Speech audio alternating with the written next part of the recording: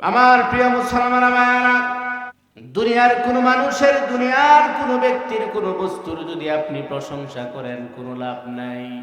কিন্তু সেই আল্লাহর যদি আপনি প্রশংসা করেন, আল্লাহ রাব্বুল আলামিন বলেন, বান্দা তুই প্রশংসা করলেই যে আমি রব, আমার পাওয়ার বেড়ে যাবে, বিষয়টা এমন না।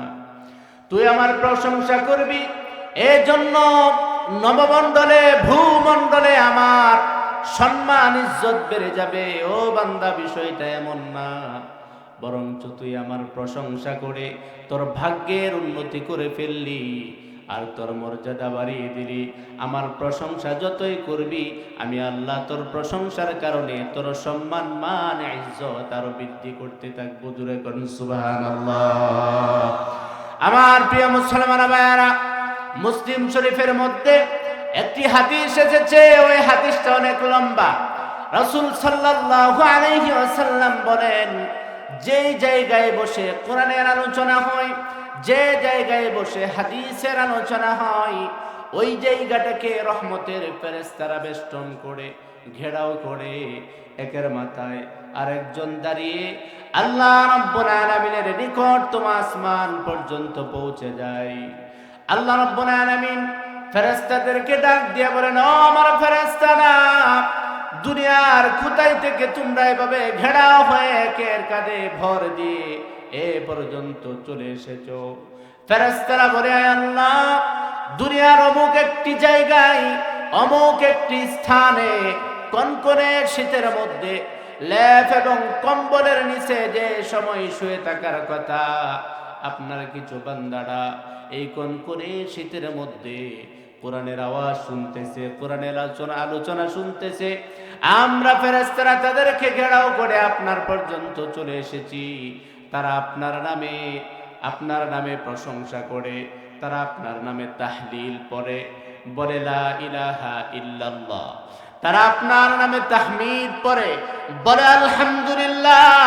তারা আপনার নামে তাসবিহ পড়ে, বলে সুবহানাল্লাহ। তারা আপনার নামে তাকবীর পড়ে, বরত্বের ঘোষণা দেয়, পরে আল্লাহু আকবার। জোরে পড়েন আল্লাহু আকবার। তারা আপনার গুণগান গায়, আপনার প্রশংসা করে। আল্লাহ রাব্বুল আলামিন ফেরেশতাদেরকে জিজ্ঞাসা করে, ও আমার ফেরেশতারা, হাল রাউনি, তারা কি আমাকে দেখেছে নাকি? ফেরেশতারা উত্তর দেয়, আল্লাহ, আপনার বান্দারা আপনাকে দেখে নাই। ও আমার ফেরেশতারা, তাহলে কেন আমার গুণগান গায়, কেন আমার প্রশংসা করে? ফেরেশতারা প্রকারান্তরে উত্তর দিয়ে বলে, আয় আল্লাহ, আপনার প্রশংসার জন্য করে। তাদের দাবি হচ্ছে তিনটা। তাদের দাবি কয়টা? আওয়াজ দিয়ে বলেন কয়টা?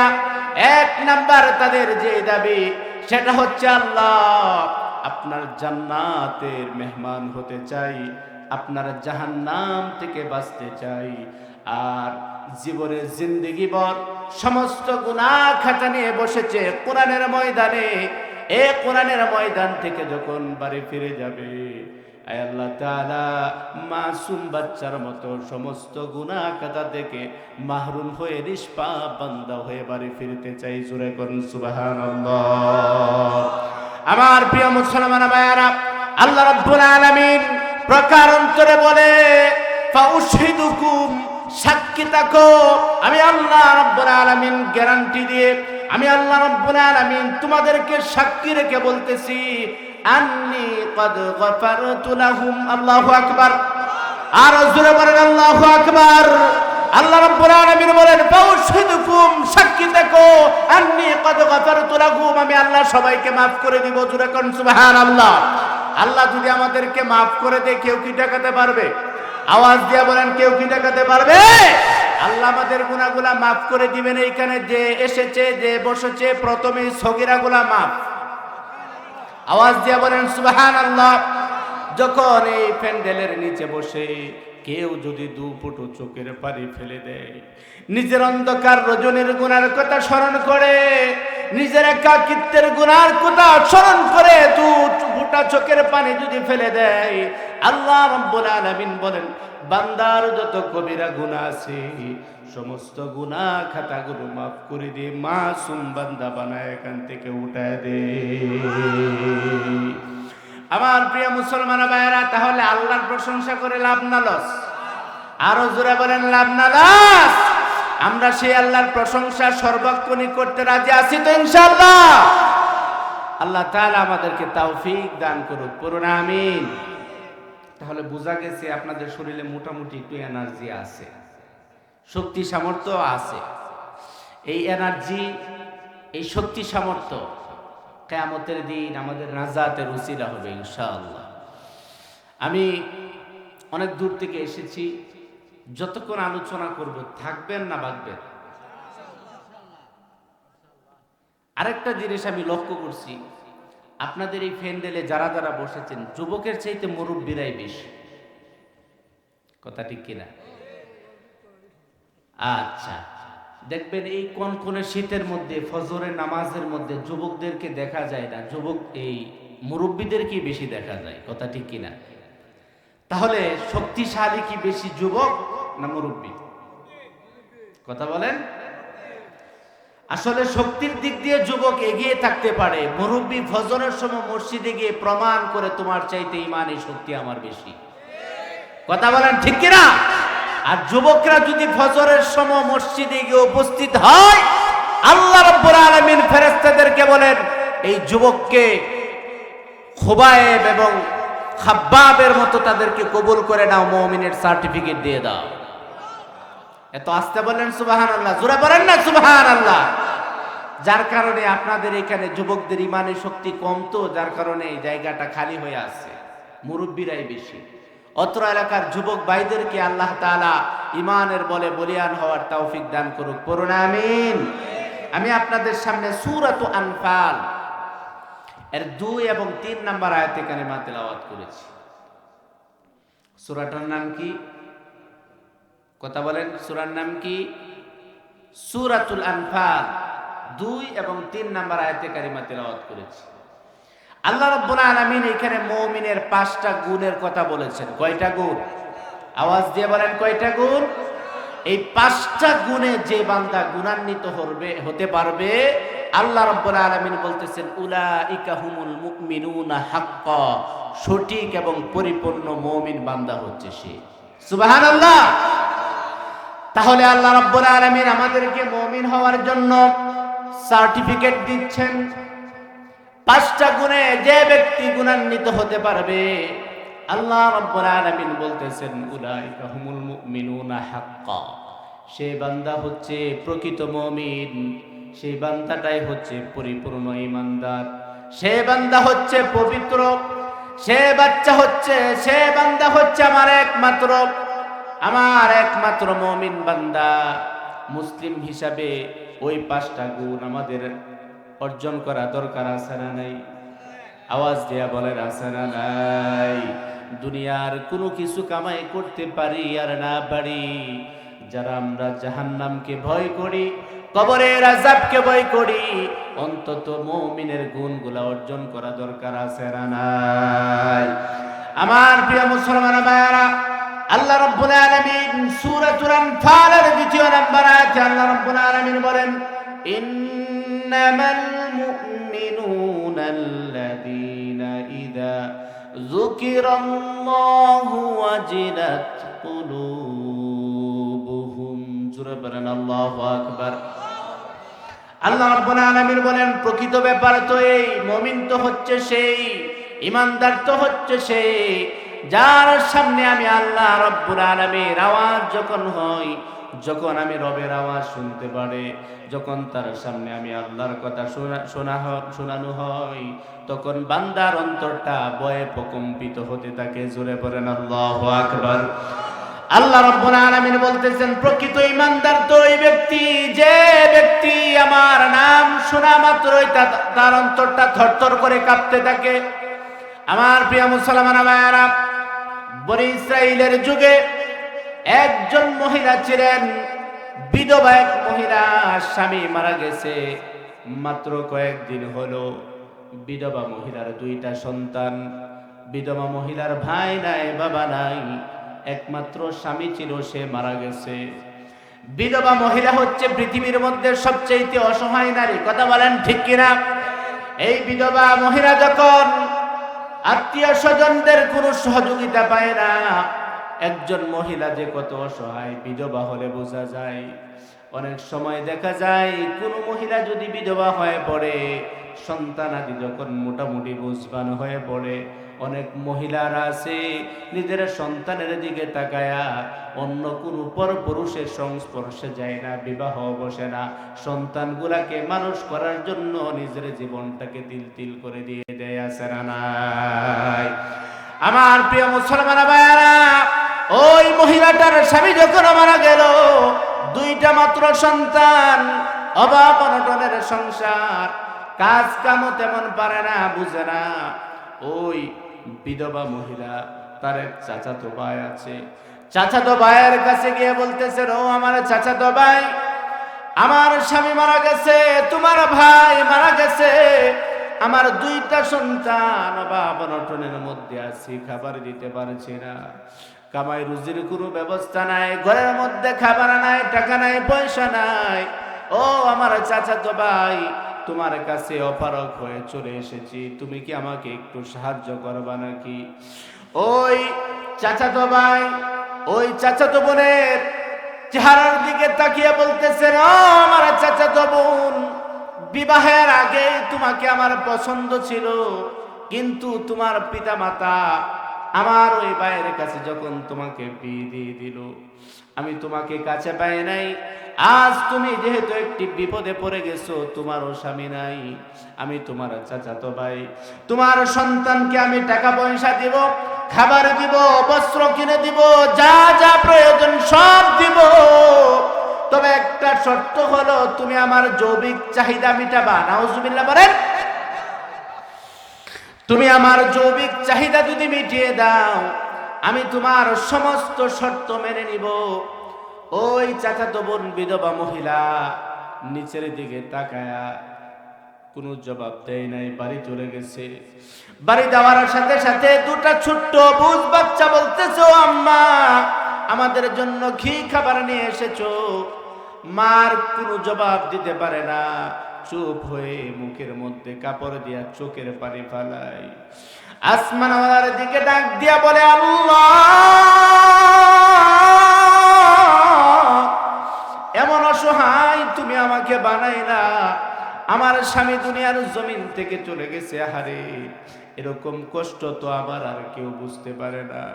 দেখবেন একটা মহিলা যখন বিধবা হয়ে পারে, নিজের বাবার বাড়ির মধ্যেও সম্মান নাই, কথা বলেন ঠিক কিনা? নিজের ভাইয়ের কাছেও সম্মান নাই।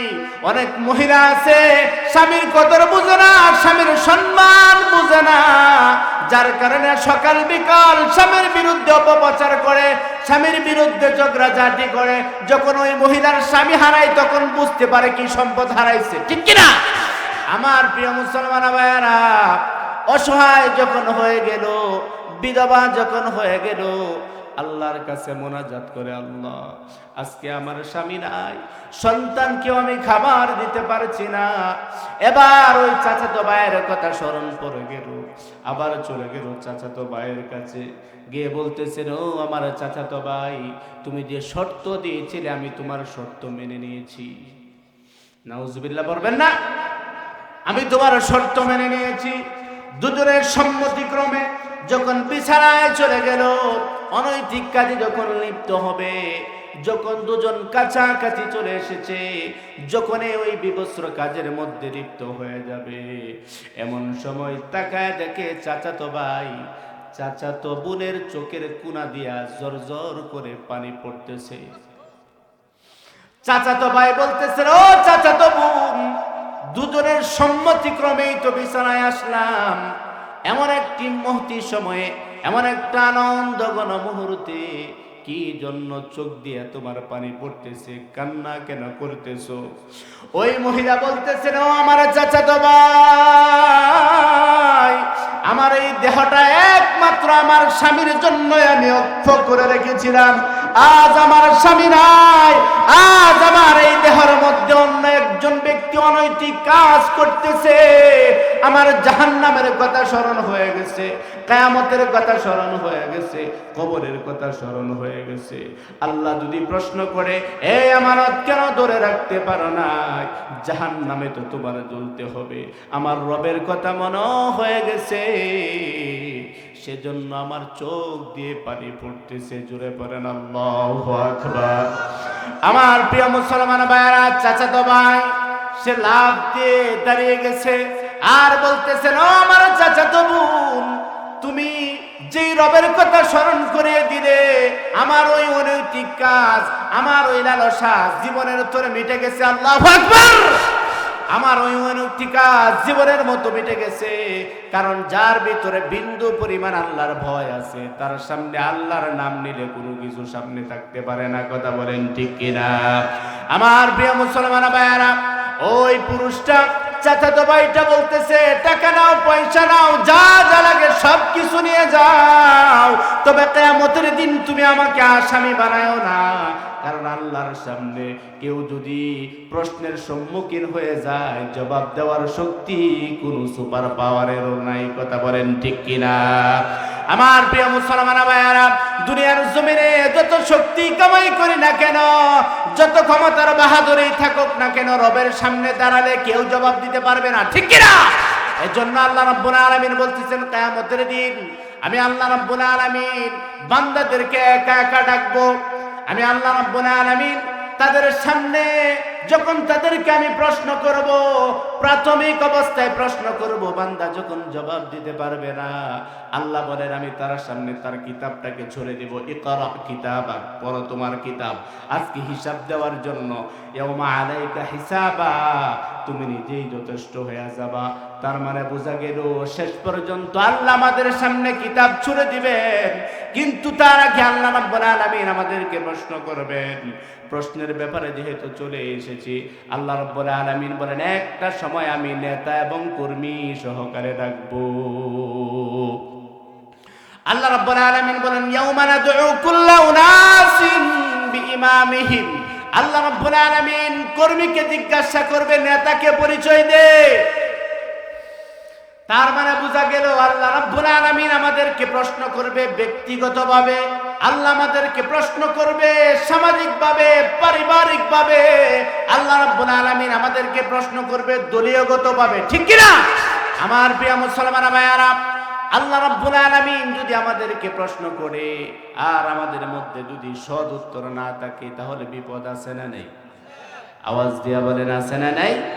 আল্লাহ রাব্বুল আলামিন আমাদেরকে যেন ওই রকম প্রশ্ন না করেন।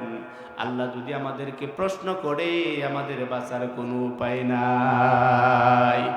আয় আল্লাহ, কিয়ামতের দিন আপনি আমাদেরকে প্রশ্ন কইরেন না, আপনি আমাদের হিসাবটাকে সহজ করে দিয়েন। পড়েন আমিন।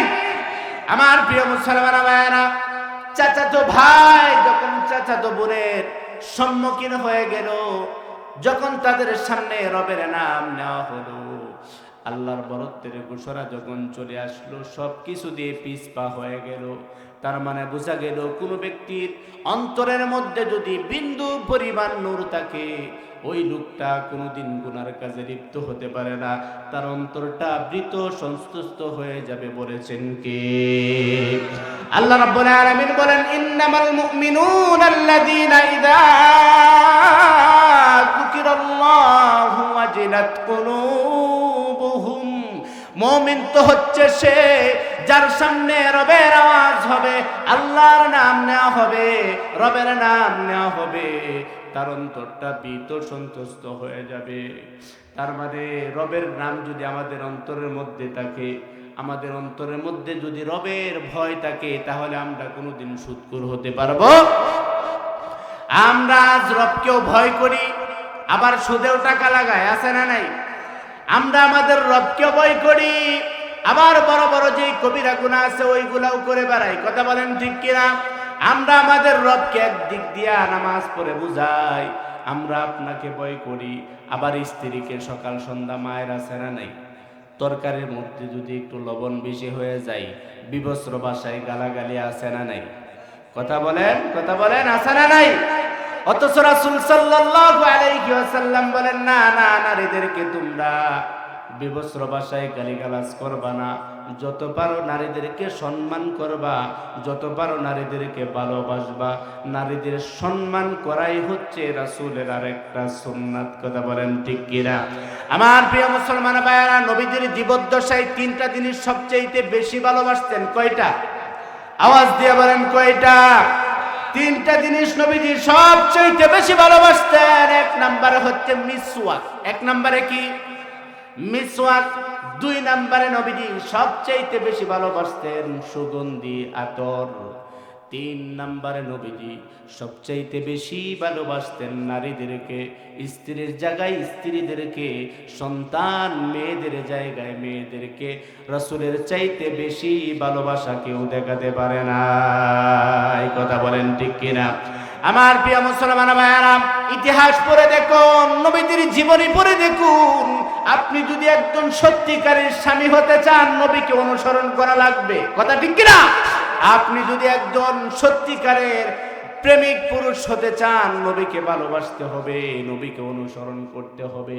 নবীজির মোট 11টা স্ত্রী ছিল। কয়টা? আওয়াজ দিয়ে বলেন। 11টা স্ত্রী ছিল। এক পর্যায়ে নবীজির স্ত্রী ছিল 4টা। কয়টা? 4টা স্ত্রী ছিল। স্ত্রীদেরকে নবীজি কি পরিমাণ ভালোবাসতেন! রাসূল সাল্লাল্লাহু আলাইহি ওয়াসাল্লাম স্ত্রীদের সাথে কিভাবে হিকমত কাটাতেন! একদিন রাসূল সাল্লাল্লাহু আলাইহি ওয়াসাল্লাম 4 জন স্ত্রীর মাঝখানে বসে গল্প করছেন। এমন সময় স্ত্রীরা বলতেছে, ইয়া রাসূলুল্লাহ, ইয়া হাবিবাল্লাহ, আজকে আপনাকে একটা প্রশ্ন করব, আপনি সুন্দর করে জবাব দিবেন। কিন্তু নবীজি বললেন, তোমরা কি প্রশ্ন করবা করো। নবীজির সামনে স্ত্রীরা বলতেছে, ও আমাদের প্রাণের স্বামী, আপনার কাছে আজকে প্রশ্ন হলো, আপনি বলুন তো দেখি, আমাদের মধ্যে কাকে আপনি সবচাইতে বেশি ভালোবাসেন? প্রশ্নটা কঠিন না জটিল? কঠিন আবার জটিল। কথা বলেন ঠিক কিনা? নবীজি আবার চিন্তা করলেন, হারে এমন এক কঠিন প্রশ্ন করে বসলো, এখন যদি আমি জবাব দেই তাহলে তো অনেকটা সমস্যা হয়ে যাবে, কাকে তো কাকে খুশি করব। নবীজি বললেন, এমন সময় প্রশ্ন করেছো, আমার একটু জরুরত আছে, তবে আগামীকাল এমন সময় এই বৈঠকে তোমাদের প্রশ্নের জবাব দিব। সুবহানাল্লাহ বলেন। রাসূল সাল্লাল্লাহু আলাইহি ওয়াসাল্লাম রাতের বেলায় প্রত্যেক স্ত্রীর ঘরে ঘরে গেলেন 2টা খেজুর নিয়ে। কয়টা? আওয়াজ দিয়ে বলেন কয়টা? শীতে ধরছে? ছেড়ে দিব? দোয়া করে দেই? তাহলে আওয়াজ দিয়ে বলেন কয়টা? 2টা খেজুর নিয়ে প্রত্যেকটা স্ত্রীর ঘরে ঘরে গেলেন। সবার ঘরের মধ্যে 2টা করে খেজুর দিয়া পরের দিন যখন আবার প্রশ্নের জবাব দেওয়ার সময় আসছে, রাসূল সাল্লাল্লাহু আলাইহি ওয়াসাল্লাম বসে গেছেন। স্ত্রীরা সবাই বলতেছে, ও আমাদের প্রাণের স্বামী, ইয়া রাসূলুল্লাহ, আপনি তো আজকে বলবেন কাকে সবচাইতে বেশি ভালোবাসেন। রাসূল সাল্লাল্লাহু আলাইহি ওয়াসাল্লাম বলেন, শুনো, একে অন্যের প্রতি কোনো শেয়ার করবা না। গতকাল রাতের বেলায় যাকে আমি 2টা খেজুর দিছি, তাকে আমি সবচাইতে বেশি ভালোবাসি। খেজুর কি একজন দিছে না 4 জন? তাহলে খুশি কি একজন না 4 জন? এটাকে বলা হয় হিকমত। এটাকে বলা হয় কি? নারীদের সঙ্গে যত হিকমত কাটাবেন, নারীরা তত খুশি। বেড়াগিরি দেখাইতে যাবেন, আপনারা বেখা বানায় ছেড়ে দিব। কথা বলেন ঠিক কিনা? কথা বলেন ঠিক কিনা? যত পাম পট্টি দিয়া থাকা যায়, যত মায়া মহব্বত করা যায়, অন্তর থেকে থাকবে ভালোবাসা। আর তাদের বাঁকামো একটা স্বভাব আছে না নাই? কথা বলেন আছে না নাই? ওইটার জন্য সকাল সন্ধ্যা ফার্ম দিবেন। ফার্ম বুঝেন? ফার্ম বুঝেন? তাহলে দেখবেন সব সময় ঘরের স্ত্রী ঠিক, বেডি ঠিক। ফার্ম দেওয়া বন্ধ হয়ে যাইব। আর বাহিরের মধ্যে আপনি বেটাগিরি বিলায়ের মতো থেকে ঘরের মধ্যে বেটাগিরি দেখাইতে যাবেন, আপনার বিরুদণ্ড ভেঙে যাবে। কথা বলেন ঠিক কিনা? আল্লাহ তাআলা আমাদেরকে বুঝার তৌফিক দান করুক, পড়ুন আমিন।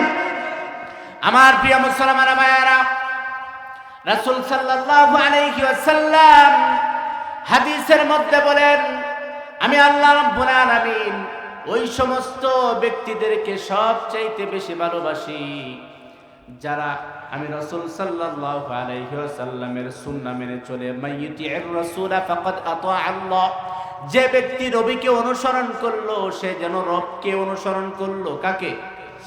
আওয়াজ দিয়া বলেন কাকে? রাসূল সাল্লাল্লাহু আলাইহি ওয়াসাল্লাম বলেন মিসওয়াক হচ্ছে আমার আরেকটি সুন্নাহ, মিসওয়াক আরেকটি সুন্নাহ। আজ দেখা যায় একজন মানুষ বৃদ্ধ হওয়ার আগে আগেই তার দাঁত চলে যায়, কথা বলেন ঠিক কিনা? অথচ ওই লোকটা দুনিয়ায় আগে আসছিল না দাঁত আগে আসছে? কথা কয় না। চাচা বয়স 50, চাচাকে যদি বলেন চাচা 5 টাকার বুট কিনছি নেন 2-1 টাকা, বলে আর পারতাম না। কি হয়েছে? দাঁত নাই। তাহলে চাচা কি দুনিয়ায় আগে আসছিল না দাঁত আগে আসছিল? চাচা আগে আইছে দাঁত পরে আসছে। এখন চাচা আছে দাঁত চলে গেছে, ব্যাপার কি? কারণ দাঁতের সঙ্গে আমরা যথাযোগ্য মর্যাদা করতে পারি নাই, নবীজির সুন্নাহ মিসওয়াক মানতে পারি নাই বিদায় বৃদ্ধ বয়সে আমাকে বুইরা আঙ্গুল দেখায় দাঁত চলে যায়। কথা বলেন ঠিক কিনা? আজ মুসলমানের ঘরের মধ্যে মিসওয়াক নাই, কিন্তু ব্রাশ আছে না নাই? কথা বলেন আছে না নাই? কেমিক্যাল যুক্ত ঔষধগুলো আছে না নাই? অথচ দাঁত দিয়ে যদি আপনি মিসওয়াক করেন তাহলে পরিষ্কারও বেশি, আবার মজবুত হয় বেশি। কথা বলেন ঠিক কিনা? আবার দুর্গন্ধও থাকে না। আমার প্রিয় মুসলমান ভাইরা, যে কথা বলতেছিলাম মুমিনদের হচ্ছে 5 গুণ। মুমিনদের কয় গুণ? তাহলে বলা হলো কয়টা? একটা, রবের সামনে বান্দার সামনে যখন রবের আওয়াজ করা হয়, রবের আলোচনা যখন তাদের সামনে করা হয় তখন তাদের অন্তরটা ভীত সন্ত্রস্ত হয়ে যাবে। 2 নাম্বার গুণ হলো আল্লাহ রাব্বুল আলামিন বলেন ওয়া ইযা তুলিয়াত আলাইহিম আয়াতুহু যাদাতুহুম ঈমানা। জোরে বলেন আল্লাহু আকবার। 2 নাম্বার মুমিনদের গুণ হলো যখন আল্লাহর সামনে নিদর্শন হবে, আল্লাহর নিদর্শন যখন বান্দার সামনে হবে, বান্দার সামনে যখন কোরআনের আয়াত পড়া হবে তখন বান্দার ঈমান বৃদ্ধি পেয়ে যাবে। জোরে কোন সুবহানাল্লাহ। আমার প্রিয় মুসলমান ভাইরা, রাসূল সাল্লাল্লাহু আলাইহি ওয়াসাল্লামের সিরাত গ্রন্থ থেকে অনেকগুলা খণ্ড দ্বিখণ্ডিত হয়েছে। একটি জায়গায় রাসূল সাল্লাল্লাহু আলাইহি ওয়াসাল্লাম একটি ঘটনা এনেছেন। মক্কার মরুভূমির মধ্য দিয়ে নিঝুম নিস্তব্ধ রজনীতে এক মহিলা হেঁটে যাচ্ছেন। এমন সময় মহিলাটা ভয়ে বিতস্ত হয়ে গেছেন। পিছনে ডানে সামনের দিকে তাকাচ্ছেন, কোন আরব সন্তান তাকে দেখে ফেলে নাকি। কারণ আরবের যুবকদের চরিত্র খারাপ থাকে, আরবের পুরুষদের চরিত্র ভালো থাকে না।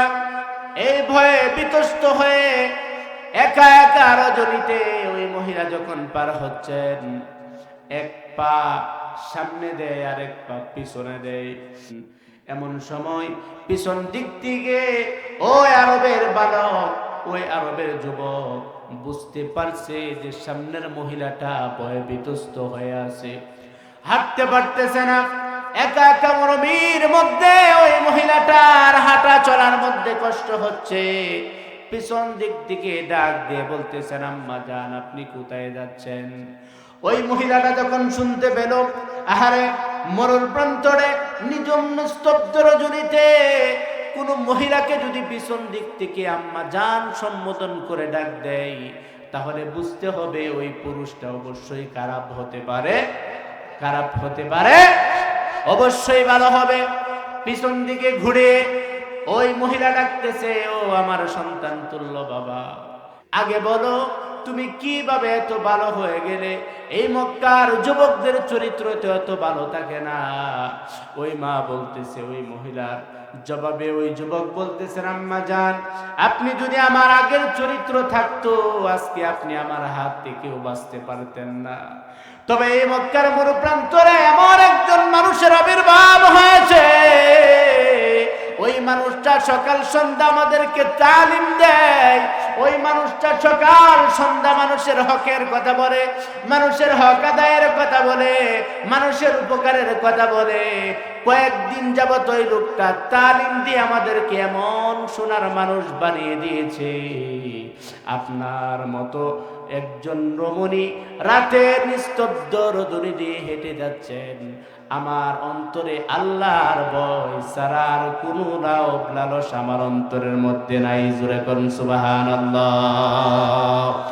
তার মানে বোঝা গেল যে ব্যক্তির কোরআনে, যে ব্যক্তির কলবের মধ্যে কোরআনের আয়াত, যে ব্যক্তির সামনে আল্লাহর কোরআনের আয়াত পড়া হয়, তখন তাদের ঈমানটাকে বৃদ্ধি করে দেয় কে? আওয়াজ দিয়ে বলেন, বৃদ্ধি করে দেয় কে?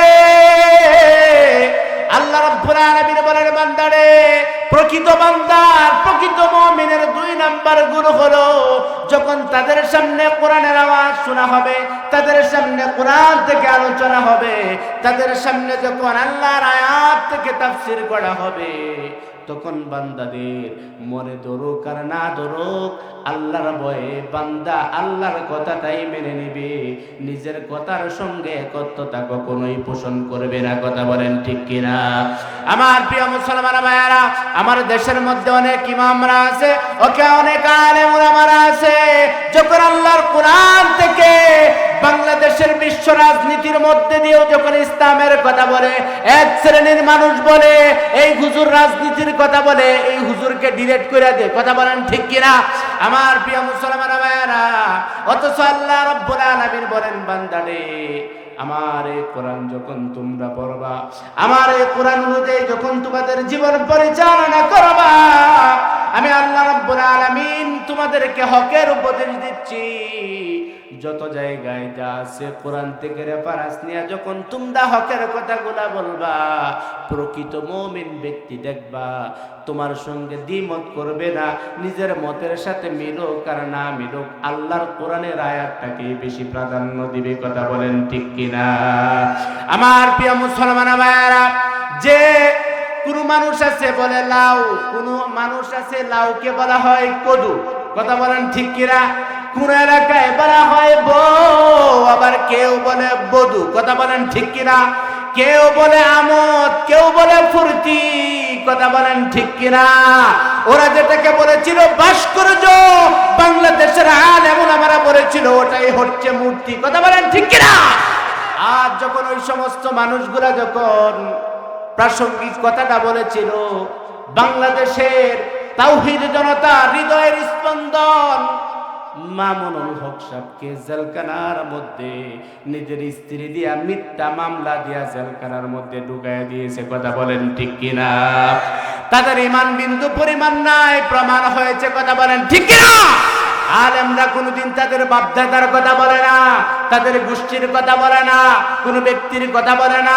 আলেমরা যখন কথা বলে কোন মানুষের কথা বলে না। আলেমরা যখন কথা বলে একজনের, তিনি কে? আমার প্রিয় মুসলমান ভাইয়েরা, কোন মুমিন কোন আলেমের কথাকে আল্লাহর কোরআনের রেফারেন্সের পরে নাকুচ করতে পারে না, যদি করে বুঝতে হবে এটা মুনাফিক। ঠিক কিনা?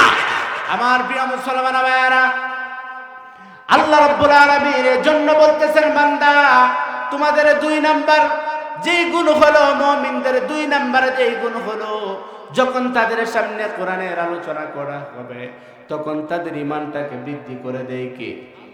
আওয়াজ দিয়ে বলেন, বৃদ্ধি করে দেয় কে? আমার প্রিয় মুসলমান ভাইয়েরা, আল্লাহ রাব্বুল আলামিন মুমিনদের 2 নাম্বার গুণ বললেন। 3 নাম্বার যে গুণ হলো মুমিনদের, ওয়া আলা রাব্বিহিম ইয়াতাওয়াক্কালুন। জোরে বলেন আল্লাহু আকবার। আল্লাহ রাব্বুল আলামিন মুমিনদের 3 নাম্বার গুণ বলতেছেন। মুমিনদের 3 নাম্বার গুণ হলো তারা ভরসা করবে কার প্রতি? আওয়াজ দিয়ে বলেন, কার প্রতি? বিপদে পড়লে কার প্রতি ভরসা করবে? আমার প্রিয় মুসলমান ভাইয়েরা, কিন্তু বিপদে যখন আমরা পড়ে যাই, আল্লাহর প্রতি ভরসা করি না, বরং ডক্টরের প্রতি ভরসা রাখি। কথা বলেন ঠিক কিনা? আল্লাহ রাব্বুল আলামিন আবার দেখবেন কিছু মানুষ আছে বিচলিত হয়ে পড়ে, নিজের সন্তানের অসুখ হয়েছে, বলে আল্লাহ কি আর কাউকে দেখে না, শুধু আমার ছেলেটার এই রূপ দিল। এরকম আছে না? নাই? প্রাকারান্তরে সন্তানটাকে যখন ওষুধ খাওয়ানো হয়, অ্যান্টিবায়োটিক যখন খাওয়ানো হয়, যখন 2-3 দিন ভালো যায়, আবার যখন অসুখ হয় তখন বলে আহারে আপনি কোনো ব্যক্তিকে কোনো কিছু বোঝাতে পারেন নাই, বরং তো সময় আপনি ধৈর্য থাকার কারণে তাকে শিখিয়ে দিবে। কথা বলেন ঠিক কিনা? আমার প্রিয় মুসলমান ভাইয়ারা, একের পরে এক আলেমদেরকে জেলখানায় বলল। কথা বলেন ঠিক কিনা? ধৈর্য ধরেছেন কে? আওয়াজ দিয়া বলেন, ধৈর্য ধরেছেন কে? একের প্রতি এক আলেমদের প্রতি নির্যাতন করলো, ধৈর্য ধরেছেন আল্লাহ। যখন মূর্তি বানায়া 4000 কোটি আপামার জনগণের টাকা যখন যে মূর্তি বানালো, আল্লাহ রাব্বুল আলামিন আর সহ্য করতে পারে নাই, বাংলাদেশ ছাড়া করেছে। কথা বলেন ঠিক কিনা? আর এমন কি বেইজ্জতি তাদেরকে করেছে, গলায় রশি লাগায়া টেনেছে, মাথায় বসে অনেকে প্রস্রাব পর্যন্ত করেছে। কথা বলেন ঠিক কিনা? সম্মান দেওয়ার মালিক কে? অসম্মান করার মালিক কে? এই জন্য মুসলমান মনে রাখবা, আলেমরা তোমাদের কল্যাণের কথা বলে, অকল্যাণের কথা বলে না। আলেমরা যখন কোরআন দিয়ে কথা বলে, মুমিনের একমাত্র গুণ হলো তার কথাটাকে মেনে নেয়া। ঠিক কিনা? যখন এই বিরোধিতা করবে, তখন বুঝতে হবে সে হচ্ছে শয়তানের অনুসারী, শয়তানের অনুসারী। আমরাও যেই জায়গার মধ্যেই দেখবো পাপাচার, ওই জায়গায় আমাদেরকেও রুখে দাঁড়াতে হবে। কথা বলেন ঠিক কিনা?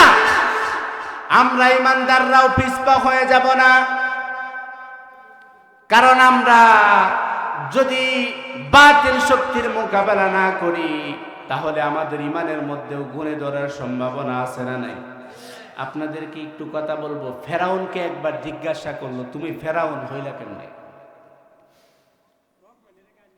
কি বলেন? প্রশ্নটা কঠিন না সহজ? তাকে যখন প্রশ্ন করা হলো যে তুমি ফেরাউন হইলা কেমনে, ফেরাউন আচমকা পড়ে গেল, এই কথা তো ঠিক, আমি ফেরাউন হইলাম কেমনে? সে বলতেছে, আচ্ছা ঠিক আছে, তোমার প্রশ্নের জবাব আছে। আমি ফেরাউন হয়েছি 2 কারণে। কয় কারণে? ফেরাউনের সবচাইতে কাছের যে লোকটা ছিল তার নাম কি? হামান। তার নাম কি? হামান। এই হামান প্রশ্ন করতেছে, বন্ধু অনেক দিন পর তোমাকে প্রশ্ন করছি, তুমি বলো ফেরাউন হইলা কেমনে? এবার ফেরাউন বলতেছেন, আমি ফেরাউন কেমনে হইলাম বুঝতে পারছো না? আমি ফেরাউন হই নাই, এই দেশের জনগণ আমাকে ফেরাউন বানাইছে। এই মিশরের জনগণ আমাকে ফেরাউন বানিয়েছে। হামান বলতেছে কিভাবে? আমি যখন কোনো মানুষকে হত্যা করতাম, কোনো অপহরণ করতাম, কোনো অনৈতিক কাজ করতাম, তখন এই মিশরের জনগণ আমাকে বাধা দেয় নাই। যখন আমি একটা হত্যা করি, বাধা না পাওয়ার কারণে পরবর্তীতে আমি আরো 10টা হত্যা করেছি। যখন আমি কোনো অপকর্ম করি, মিশরের জনগণ যখন আমাকে বাধা দেয় নাই, তখন তার চাইতে আরো বেশি অপকর্ম আমি করে বেরিয়েছি। এই মিশরের জনগণ বাধা দেয় নাই বিদায় আজ আমি ফেরাউন হয়েছি। কথা বলেন ঠিক কিনা? আমি আপনি যদি বাতিল শক্তির মোকাবেলা না করি, এই দেশের মধ্যেও অনেক ব্যক্তি ফেরাউনের ভূমিকায় অবতীর্ণ হতে চেয়েছিল। বাংলাদেশের তাওহীদি জনতা তাদের যখন ওই নীল নকশা বুঝতে পেরেছে, সবাই যখন একা একে হয়ে তাদের বিরুদ্ধে যখন আন্দোলন করতে শুরু করেছে, তখন তারাও বাংলাদেশ থেকে পালিয়ে যেতে বাধ্য হয়েছে। কথা বলেন ঠিক কিনা? আমার প্রিয় মুসলমান ভাইয়েরা বলে, আর কি কারণে ফেরাউন হইছো? আর ফেরাউন হইছি তোমার মতো একটা হামান মার্কা বন্ধু পায়া। কারণ সৎসঙ্গে স্বর্গবাস, অসৎসঙ্গে। হামান কি ভালো বন্ধু ছিল? কথা বলেন, ভালো বন্ধু ছিল? এই হামান ফাম দিয়া দিয়া তারে ফেরাউন বানাইছে। কিভাবে?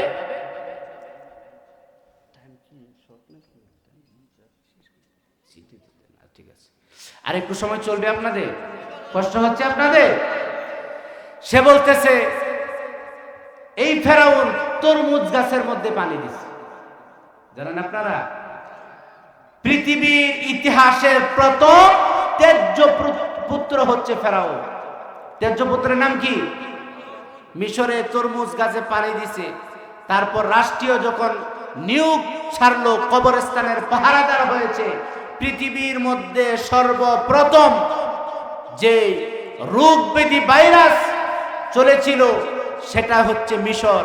একটা সময় যখন মানুষের মৃত্যুবরণ হচ্ছে, যখন তাদেরকে কবরের মধ্যে রাখা হবে, এমন সময় হামান বুদ্ধি দিছে মানুষদেরকে ঠেকায় দে, টাকা যে বেশি দিবে আর তাকে আগে মারি দে। এই ফেরাউন ওইভাবে টাকা পয়সা কামায়া এক সময় গিয়া রাজনীতির মাঝে বসেছে, কুশাধ্যক্ষ হয়েছে। সে যখন মারা গেছে প্রধানমন্ত্রী হয়েছে। ইতিহাসটা অনেক লম্বা। প্রকারান্তরে হামান বুদ্ধি দিয়া দিয়া শেষ পর্যন্ত বলেছে, এবার তুমি বলো আনা রব্বুকুমুল আলা, ঘোষণা দিয়া দাও আমি হচ্ছি সবচেয়ে বড় আল্লাহ। নাউজুবিল্লাহ পড়বেন না? তার মানে বোঝা গেল একটা মানুষকে, একটা শক্তিকে দুষ্ট শক্তি বানায় দুইটা কারণে। একটা, মানুষের প্রতিবাদ যদি না হয়। দ্বিতীয় নাম্বার, কুপরামর্শ দেওয়ার কারণে একটা পাওয়ার কুপাওয়ারে পরিণত হয়। কথা বলেন ঠিক কিনা? সুতরাং আপনারা যদি আমার কথা বুঝে থাকেন তাহলে লাস্ট ফিনিশিং আপনাদেরকে দিচ্ছি। বিগত স্বৈরাচার ফ্যাসিস্ট তারা যখন এই দেশের আলেম ওলামাদের প্রতি নির্যাতন করতে শুরু করলো, একের পর এক যখন তাদেরকে জেলখানায় ঢুকাতে শুরু করলো, এই দেশের তৌহিদির আপামার জনতা তাদের বিরুদ্ধে যখন রুখে দাঁড়িয়েছে, বাংলাদেশের মধ্যে তারা টিকতে পারে নাই। এই দেশের জনগণকে উদ্দেশ্য করে বলছি, তোমরা যদি সচেতন না হও, আগামীতে তার চাইতে আরো শক্তিশালী ফ্যাসিস্ট তৈরি হচ্ছে। সেইটার বিরোধিতা, সেটার লুকমা দেওয়া এই দেশের জনগণের দরকার আছে না নাই? যদি না দিতে পারি তাহলে তার চাইতে আরো ভয়াবহ নির্যাতনের শিকার হতে হবে।